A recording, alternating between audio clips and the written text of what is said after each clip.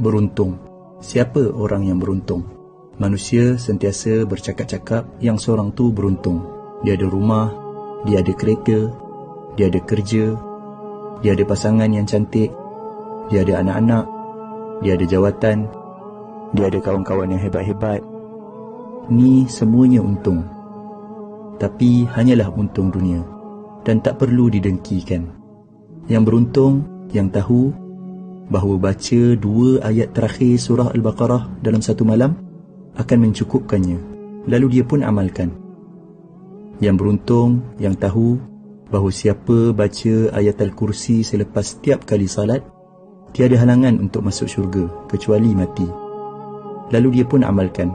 Yang beruntung, yang tahu bahawa siapa yang baca ayat Al-Kursi masa nak tidur, dia akan ada penjaga daripada Allah sehinggalah dia bangun pagi tanpa didekati oleh syaitan. Yang beruntung, yang tahu bahawa baca surat Al-Ikhlas 3 kali menyamai pahala khatam Al-Quran Al-Karim, lalu dia pun amalkan. Yang beruntung, yang tahu bahawa siapa minta ampun untuk seluruh orang beriman, lelaki dan perempuan, Allah akan menuliskan 1 pahala bagi setiap seorang tadi, lalu dia pun amalkan. Yang beruntung, yang tahu, yang sebut Maha Suci Allah, segala puji bagi Allah, tiada Tuhan selain Allah, dan Allah Maha Besar, lebih baik daripada seluruh yang terkena matahari, lalu dia pun amalkan. Yang beruntung, yang sebut tiada Tuhan selain Allah, satu-satunya, tiada sekutu baginya. Baginya lah kerajaan dan kepujian. Dialah yang menghidupkan, dialah yang mematikan, dan dialah Maha berkuasa atas segala sesuatu. 10 kali selepas salat maghrib dan 10 kali selepas salat subuh, sebelum dia mengubah kedudukan kakinya, menyamai pahala membebaskan 4 orang hamba daripada anak-anak Nabi Ismail AS.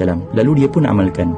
Yang beruntung, yang tahu, yang siapa yang sebut ketika mendengar azan, Ya Allah, Tuhan yang menguasai seruan azan yang sempurna ini dan salat yang didirikan, kurniakanlah kepada Muhammad kedudukan yang tinggi dan terpuji, dan bangkitkanlah dia di kedudukan yang terpuji yang telah engkau janjikan. Dia akan mendapat syafaat Nabi Muhammad sallallahu alaihi wasallam pada hari kiamat. Lalu dia pun amalkan.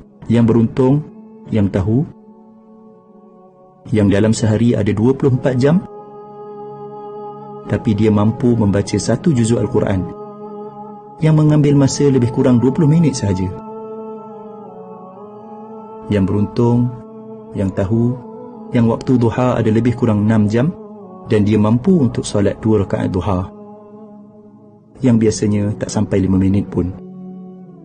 Yang beruntung, yang tahu, yang waktu malam ada hampir 11 jam dan dia mampu untuk salat witir 1 rakaat yang mungkin tak sampai 3 minit pun.